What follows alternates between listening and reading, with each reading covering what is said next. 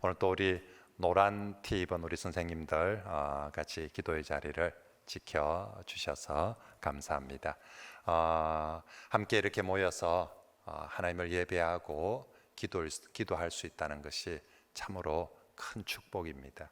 제가 이번 주에는 마음이 좀 많이 우울하고 또 많이 이렇게 썰썰했어요.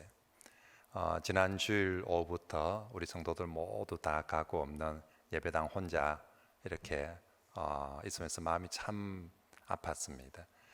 우리 교회는 주일이든 평일이든 언제나 성도들로 늘 평일날 오전이든 오후든 저녁이든 우리 교회만큼 주님의 전에 교회에 성도들이 평일날 많이 오는 교회가 없습니다. 우리 주일학교 아이들, 다니엘스쿨 아이들 매일 교회 와서 아이들 뛰어놀고 말씀 배우고 또 찬송하고, 언제나 교회 오면 아이들 소리가 있고 아이들 가르치는 우리 선생님들이 있고 또 우리 대학생들, 청년들 곳곳에서 모여서 공부하고 얘기하고, 어제도 제가 5층 옥상에 올라가서 빈자리들 쭉 보면서 여기 우리 청년들, 학생들 늘 와서 얘기하고 또 놀고 있는 곳이고, 6층은 어떻는가 싶어서 6층에 또 올라와서 6층에도 우리 아이들이 항상 거기서 모여서 또 이렇게 스타디하고 또 같이 모여 있고 했었는데, 지난 주일 오후부터 교회가 적막강산이었어요. 물론 뭐 교회에 아무도 오지 않는다는 건 아니지만 그래도 내 백성들이, 우리 성도들이 주님의 교회에, 주님의 전에 오지를 못하고, 그래서 제가 거의 뭐 매일 교회를 6층부터 지하까지 제가 수시로 쭉 평일도 둘러보거든요. 그래서 누가 또 어떻게 무엇을 하고 있는지 보는데 참 이렇게 우리 교회에 성도들이 또 우리 아이들이 보이지 않는다는 것이 참 이렇게 마음이 이렇게 아팠습니다. 정말로 속히 우리가 함께 이 교회가, 우리가 이렇게 리모델링을 하고 또 이렇게 교회를 세운 거 일주일에 한 번 모이려고 또 이렇게 예배 드릴 때만 모이려고 그런 것도 아니거든요. 이곳은 우리 하나님을 예배하는 중심일 뿐만 아니라 우리 성도들의 삶의 중심이고 사랑과 교제의 중심이 되고자, 그런 센터가 되고자 이곳에 교회를 세우고 또 그렇게 한 것입니다. 그래서 오늘 이 밤에 우리가 함께 정말로 속히 교회가 회복되고 또 정말로 이 코로나가 종식되도록 오늘 느헤미야의 말씀들을 보면서 정말로 느헤미야처럼 우리가 이 밤에 기도하고 또 느헤미야를 통한, 그 기도를 통한 하나님의 은혜가 그 땅에 임하였던 것처럼 오늘 우리에게도 함께 그런 은혜가 임하기를 바랍니다.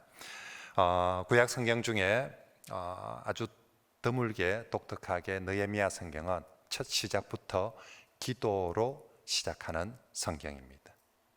우리가 구약에 많은 성경들이 있는데 그 중에서 제1장부터 기도로 시작하는 성경, 그게 바로 느헤미야입니다. 우리가 알다시피 정말로 이미 나라가 망해버린 상태에서 느헤미야는 바빌론 땅에 포로로 끌려가 있습니다. 그 땅에서 정말로 예루살렘이 완전히 회파되었다는 안타까운 소식을 듣고 상황으로서는 가장 절망적인 상황이 1장부터 시작이 됩니다. 처음 시작할 때부터. 그런데 가장 그 절망적일 때 모든 성경 중에서 딱 이 느헤미야는 딱 시작할 때부터 기도가 시작이 되어집니다. 그리고 끝날 때 성벽이 재건되어지고 하나님의 역사가 재건되어지는 이야기로 그렇게 끝이 나고 있습니다. 느헤미야 성경은 정말 위기의 시대에 한 사람의 기도를 통하여서, 그죠? 뭐 수십 명이 기도하는 것도 아닙니다. 이 위기에 정말 절체절명의 그런 상황에 딱 한 사람이 하나님 앞에 엎드려서 기도하기 시작할 때 그의 기도를 통하여서 어떻게 하나님께서 심지어 이방 왕들의 마음들까지 역사하고 움직여서 이를 이루어 주시는지 잘 보여주는 성경이 바로 느헤미야 성경이고, 오늘 우리 읽은 1장은 바로 그 느헤미야의 첫 기도가 나오는 말씀입니다. 오늘 밤에 정말로 느헤미야가처럼 그 시대처럼 어려운 상황이 우리 상황인데, 그때 정말 느헤미야처럼 딱 그 한 사람이 뜻을 정하고 마음을 정하여서 하나님 앞에 기도할 때에 하나님께서 진정으로 믿음으로 또 애통하며 회개하며 기도하는 그 한 사람을 통하여서 역사하심을 믿고, 오늘 이 밤에 정말 우리가 느헤미야처럼 기도하는 그런 기도자들이 되시길 바랍니다. 자, 먼저 느헤미야 어떤 모습으로 기도를 합니까? 이웃의 문제에 아파하는 마음을 가진 기도자입니다. 느헤미야는 오늘 금식하며 기도하는데 내 자식 잘 되게 해달라고, 내 병 고쳐달라고 기도하는 것이 아니라 조국의 문제를 내 가슴에 끌어안고 정말 그것 때문에 아파하고 눈물을 흘리는 기도자입니다. 여러분, 하나님 앞에 우리의 믿음과 하나님 앞에 우리의 경건의 아주 중요한 척도 중에 하나는 이웃의 문제를 얼마나 내 가슴에 끌어안고 아파하며 기도할 수 있는가. 그 사람이 정말 믿음이 좋다, 그 사람이 정말 참 경건한 사람이다, 그것을 알아볼 수 있는 성경에서 표현한 아주 중요한 척도 중에 하나가 자기 자신을 위해서 얼마나 기도하는가, 자기 문제를 가지고 얼마나 하나님 앞에 나아가는가가 아니라 이웃의 문제를 가지고 얼마나 하나님 앞에 아파하며 엎드릴 수 있는가. 참 경건한 사람이다, 참된 믿음의 사람이다 라고 성경은 그렇게 말씀하고 있습니다. 야고보서 1장 27절 말씀에 하나님 아버지 앞에서 정결하고 더러움이 없는 경건은, 다시 말하면 참 경건은, 참 믿음은 고아와 가부를 그 환난 중에 돌아보고 또 자기를 지켜 새 속에 물들지 아니하는 것이다. 하나님 앞에 참된 경건은 자기 자신만을 위해서가 아니라 정말 가난한 고아와 가부를 돌아볼 줄 아는 마음을 가진 사람, 그리고 이 세상에 물들지 않고 살아가는 사람, 그 사람이 하나님 보시기에 특별히 어려운 시대에 진정한 경건이고 믿음이다 라고 말씀하고 있습니다. 오늘 느헤미야는 저 바벨론 땅에서 왕의 술 맡은 관원으로 성공했습니다. 그는 사실은 이방 땅에 살고 있지만 물질적으로 아쉬움이 없는, 또 삶의 형편에 자기 직장도 아무 문제가 없는, 그리고 자기 집안 식구 사는데 아무 문제가 없는, 정말 편안하게 잘 살아가고 있는 사람입니다.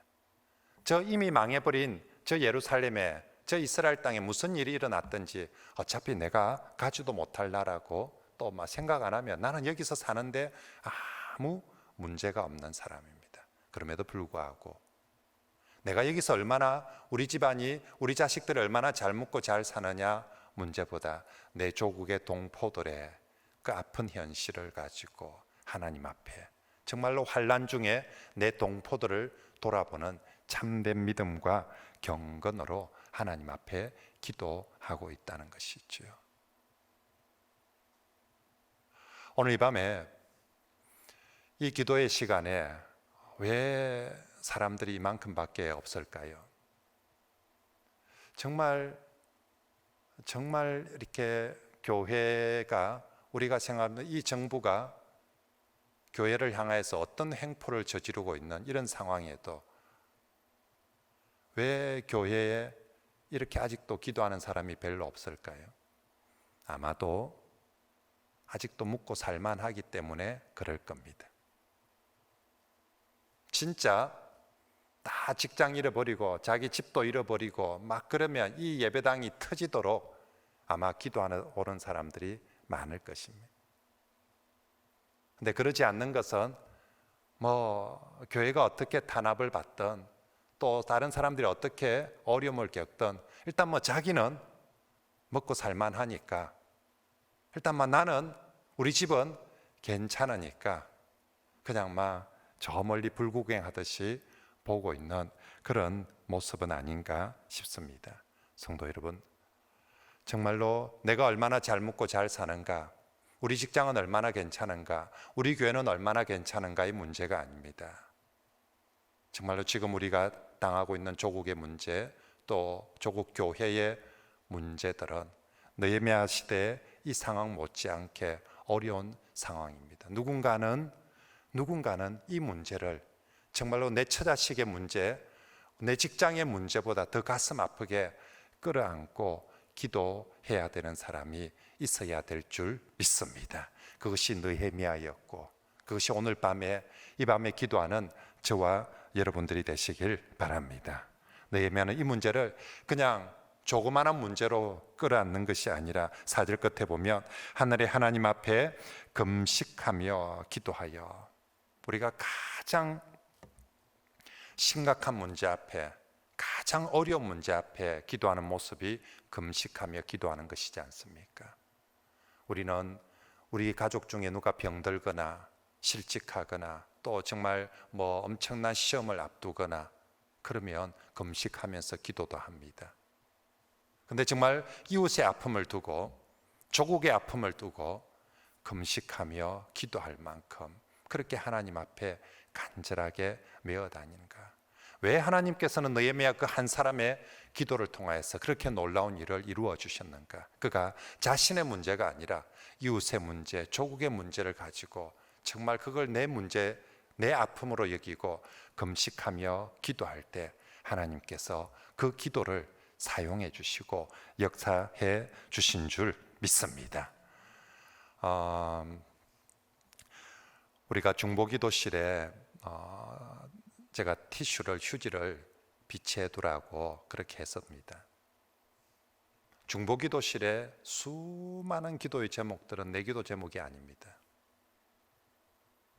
근데 정말 중보기도실에 있는 다른 사람의 기도의 그 가슴 아픈 기도의 제목을 보고 그 기도 자리에서 눈물을 흘릴 수 있는 사람,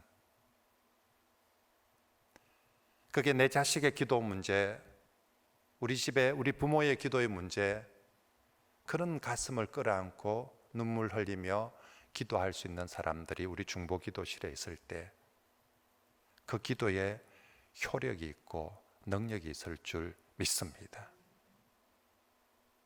저는 우리 중보기도실의 티슈가 하루에 하나씩 바뀌어 나갔으면 좋겠어요. 거기에 많은 기도의 제목들이 참 때로는 눈물 흘리지 않으면, 가슴 치지 않으면 안 되는 많은 기도의 제목들이 있거든요. 이게 내 문제가 아니니까 그냥 10초 만에, 1초 만에, 5초 만에 읽고 지나가 버릴 그럴 문제가 아니거든요. 하나님 앞에 참된 경건은, 하나님 앞에 참된 믿음은 환난 중에 고아와 과부를 돌아보는 것, 정말 어려운 사람의 그 기도에 내가 금식하며 눈물 흘리며 기도하는 것, 그것이 정말로 하나님 앞에 참된 믿음이요 경건이요, 그것이 정말로 효력 있는 기도가 될 줄 믿습니다. 느헤미야는 그렇게 하나님 앞에 정말로 애통하며 금식하며 기도합니다. 그러면서 느헤미야는 이제 하늘의 하나님, 크고 두려우신 하나님을 부르며 기도하고 있습니다. 우리의 기도의 수준, 기도의 크기는 하나님을 어떻게 믿고 부르느냐에 따라서 달려 있습니다. 여러분, 하나님을 어떻게, 얼마나 큰 하나님으로 믿고 그렇게 부르고 있습니까? 느헤미야는 자기도 이미 포로로 끌려와 있습니다. 그리고 들은 소식은 예루살렘 성전이 파괴가 됐고 이제 완전히 그 땅은 완전히 희망이 남지 않았다라고 들었습니다. 하지만 그가 부르는 하나님은 실패한 하나님을, 부끄러운 하나님을 부르는 것이 아니라 5절 끝에 크고 두려우신 하나님이여, 주를 사랑하고 주의 계명을 지키는 자에게 언약을 지키시며 긍휼을 베푸시는 주여. 느헤미야가 부르는 하나님은 크고 두려우신 하나님이시며 언약을 지키시며 긍휼을 베푸시는 하나님으로 알고 믿고 부르고 있습니다. 여러분, 오늘 밤에 저는 우리가 함께 이 코로나 문제를 가지고 정말로 하나님 앞에 기도하면 좋겠습니다. 백신이, 오늘도 얘기 나누는데 백신이 개발되지 않는 이상은 결국은 우리 코로나에 이거 면역될 수 있는 사람이 지금 확률적으로 3,000명 중에 1명이라 하거든요. 스스로 면역 이렇게 이제 저항 능력,免疫 능력을 길러서 이겨낼 수 있는 사람이 3,000명 중에 한 명이라면 결국 나머지 사람들은 다 만약에 감염의 바이러스가 오면 걸리게 되고 걸리면 대부분 다 이 우리 안에 내장에 손상을 입게 되고 그것은 완전히 회복되지 못하고 또 결국 그래서 한 번 걸린 사람은 또 걸리게 된다는 것이 지금 사람들이 하고 있는 이야기들입니다. 결국 이렇게 되면 백신이 개발되지 않는 이상 이 코로나가 끝나지 않는다는 것입니다. 계속 감염된다. 그러면서 생각해 봅니다. 백신은 개발될 수 있을까? 백신은 개발될 수 있을까? 근데 어느 시대든지 전염병도 있었고 어느 시대든지 불치병들이 존재했었습니다. 그런데 그 모든 시대의 최고의 치료제 백신은 언제나 예수 그리스도의 보혈이었습니다. 정말로 백신이 개발될 수 있을까? 백신이 있는가라는 질문 앞에 다른 사람은 몰라도 우리 그리스도인들은 예수 보혈이 이 시대에 정말로 이 코로나 아니라 어떤 우리 앞에 있는 문제들에도 예수 그리스도 보혈이 백신이고 치료제이고 능력인 줄 믿습니다. 저는 어제도 우리 목사님들 여러 목사님들을 만나서 어제 주제는 코로나와 노후 문제였습니다. 코로나의 답도 예수 그리스도. 우리 노후 미래를 어떻게 예측하고 20년 후에 우리 상황이 어떨까? 30년 후에 우리 상황이 어떨까? 저는 성경의 답을 믿습니다. 내일 일을 염려하지 말라고.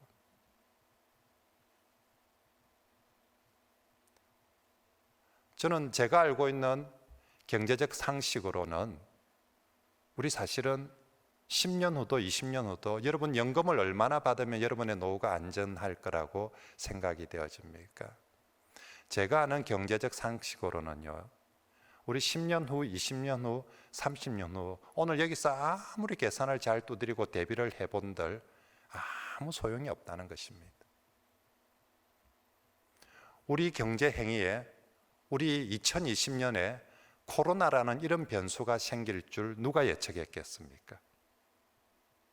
코로나라는 이 조그마한 바이러스 하나의 변수가 이렇게 전 세계에 어마어마한 영향을 미쳐버릴 줄 어느 경제학자가 어느 수학자가 예측을 하고 이 변수를 생각을 하고 국민연금이나 노후연금이나 어떤 문제를 설계해 놓고 계산을 한 사람이 있었겠습니까? 아무도 이런 계산은 못했을 것입니다. 그런데 불과 1년 만에 우리 앞에 닥치는데 앞으로 우리가 20년을 30년을 내다볼 때 도대체 무슨 자신감을 가지고 지금 그걸 계산을 하고 그래서 오늘 내가 얼만큼 저축을 해놔야 연금을 얼마나 들어놔야 내가 20년 후에 30년 후에 얼만큼 받으면 보장이 될 거라고 어리석은 부자들이여 네가 내일 일을 알지 못하는도다 하신 주님의 말씀을 기억해야 합니다. 여러분, 우리의 어떤 계산도 답이 될 수 없습니다. 코로나 하나도 해결할 수 없고 한 치 앞을 내다보지 못하는 인생이 우리의 30년 후를 무슨 어느 국민연금이 공무원연금이 군인연금이 아니면 삼성생명이 무엇이 우리를 보장해 줄 수 있겠습니까? 오직 예수 그리스도 그분만이 영원한 백신이요 또 영원한 우리의 보장이고 구주인 줄 믿습니다. 전 세계가 머리를 다 맞대어도 코로나 백신 하나를 개발하지 못하는 상황입니다. 전 세계 경제학자들이 또 전 세계 보건학자들이 다 지혜를 합쳐도 이 코로나를 어떻게 풀어야 될지 모릅니다. 하지만 우리가 믿는 하나님, 우리가 믿는 하나님은 오늘 느헤미야는 그 시절에 자기는 포로지에 끌려가 있고 조국은 망했다고 하고 여기서 도대체 어떻게 자기가 할 수 있는 일은 하나도 없지만 믿는 하나님, 우리의 하나님은 크고 두려우신 하나님이셔서 내가 무슨 문제를 가지고 아무리 어려운 문제, 아무리 힘든 문제를 가지고 갈지라도 크고 두려우신 하나님이 그 문제를 풀어줄 수 있으며, 하나님은 언약을 지키시며 긍휼을 베풀어 주시는 하나님이신 줄 믿기에 느헤미야는 바로 그 문제를 하나님 앞에 가지고 나아간 줄 믿습니다. 오늘 우리 앞에 있는 문제가 너무 큽니다. 이 코로나를 해결할 수 있는 누가 해결할 수 있겠습니까? 이 문제가 사실은 전 세계에 우리만 된다고 될 문제가 아니라 전 세계를 통해서 풀어져야 될 문제이기에 이 문제를 풀 수 있는 분은 오직 크고 두려우신 만군의 여호와, 전능하신 여호와 하나님 한 분밖에 없는 줄 믿습니다. 그분이 긍휼을 베풀어 주시고 언약을 베풀어 주시는 분이시기에 저와 여러분들은 오늘 느헤미야처럼 오직 그 하나님 앞에 나아가서 그분을 의지하며 기도하시길 바랍니다. 하나님은 능히 하실 수 있고 충분히 하실 수 있고 언제든지 하실 수 있는 줄 믿습니다. 어렵고 힘든 이 시절에 우리가 그러기에 하나님 앞에 더 나아가는 그것만이 길이요 진리요 답이다라고. 저는 어제 우리 목사님들하고 얘기하면서 제가 그래도 뭐 공부를 잘하든 못하든 제가 경영학 전공을 하고 제가 그래도 우리 목사들이 모이며 경제에 대해서 또 경제를 계산하는 거나 뭐 수치를 계산하는 거에 대해서 그래도 제가 제일 낫거든요. 근데 정말 그런 것들 정말 기본도 잘 모르는 사람들이 뭐 어디가 더 좋다, 어디가 더 안전하다, 어디가 더 좋다더라 막 그렇게 하고 있어서 이 무지몽매한 목사들이요, 제발 목사부터 좀 우리 미래를 하나님께 맡기자. 목사들이 모여가지고 이렇게 하고 있으면 평신도들은 오죽하겠냐. 우리부터 정말 우리의 미래를 하나님께 맡기자. 하나님 그분만이 30년 후에 문제를 풀 수 있는 분이지 어느 연금이 30년 후에 우리의 안전을, 우리의 내일을 풀고 보장해 준단 말입니까? 어림도 없습니다. 오직 하나님. 문제가 어려울수록, 문제가 클수록 오직 크고 두려우신 하나님, 긍휼을 베푸시는 하나님 앞으로 나아가는 그런 저와 여러분들이 되시길 바랍니다.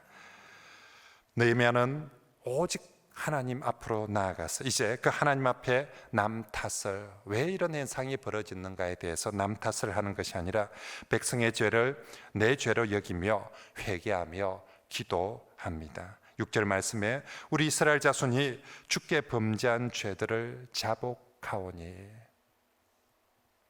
느헤미야는 이미 포로로 끌려와 있습니다. 그래서 저기서 일어나는 일들에 대해서 사실은 별 책임이 없는 사람입니다. 그럼에도 불구하고 거기 있는 대통령이, 거기 있는 정치인들이, 거기 있는 뭐 부자들이 왜 그렇게 했느냐라고 하잖아요. 이 얘기를, 소식을 듣고 딱 첫 기도가 하나님 앞에 우리의 죄를 자복하오니라고 기도합니다. 그리고 6절에 나와 내 아버지의 집이 범죄하였습니다라고 고백하고 있습니다. 누구 탓이 아니라 크고 두려우신 하나님 앞에 조국의 문제를 내 죄로 여기고 하나님 앞에 회개하며 기도합니다. 어떤 기도가 가장 능력 있는 기도일까? 성경은 늘 얘기합니다. 회개하며 애통하는 기도가 능력의 기도다라고.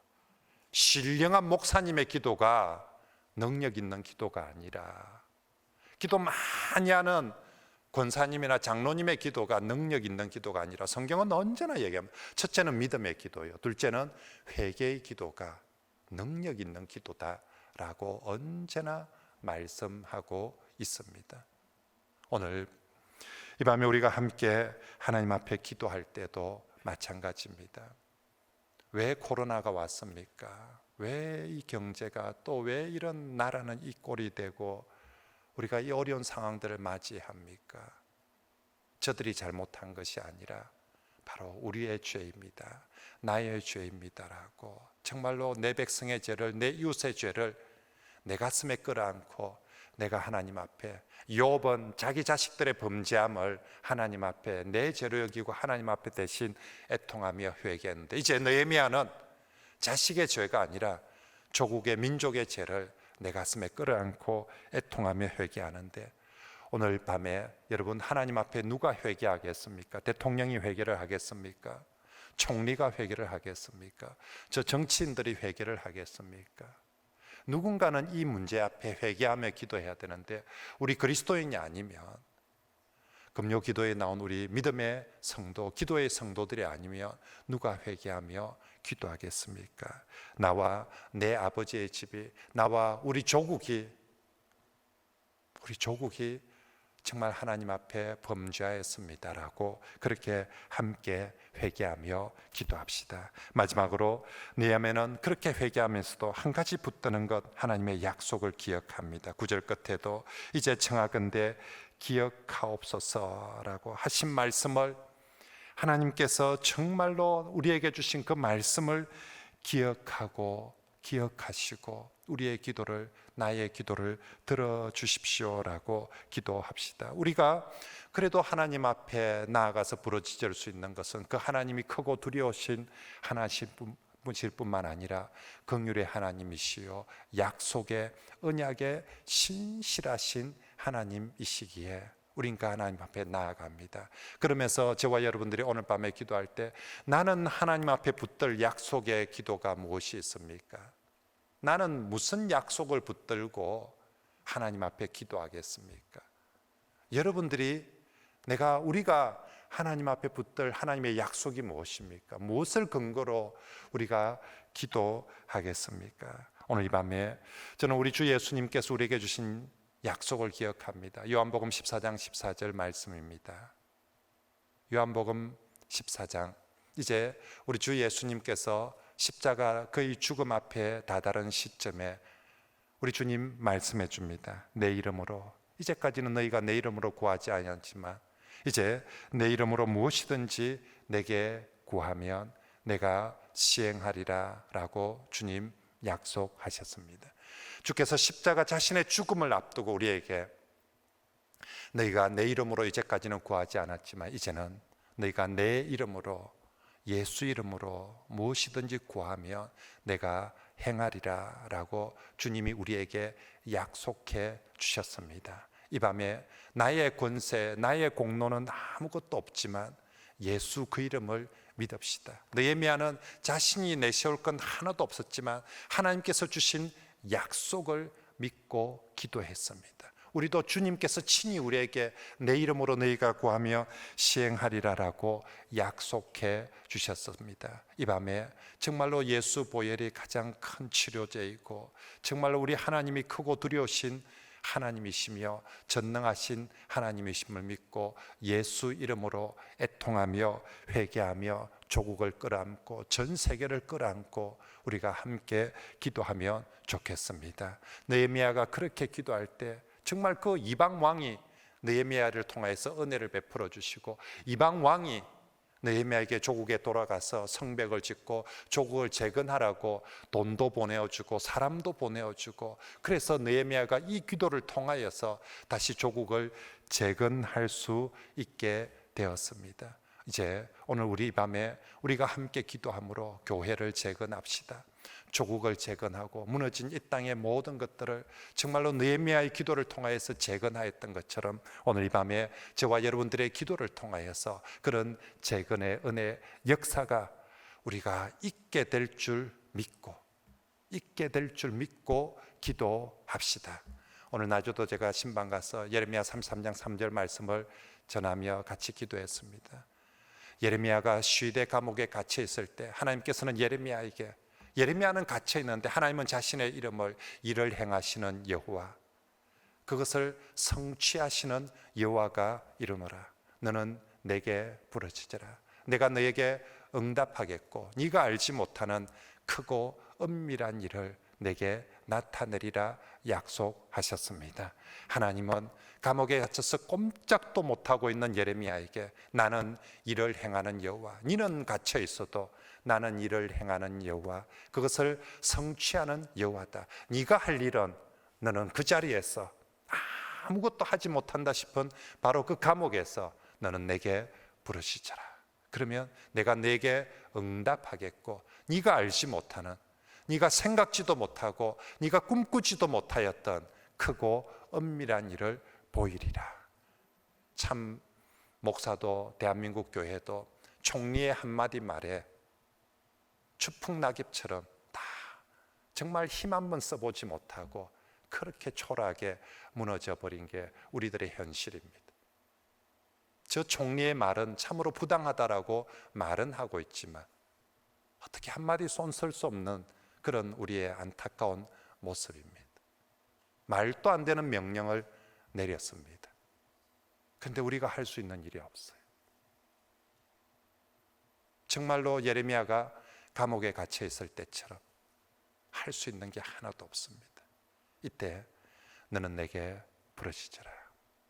내가 하겠다. 일을 행하시는 여호와, 그것을 성취하는 여호와가 내게 이르노라. 너는 내게 부르짖어라.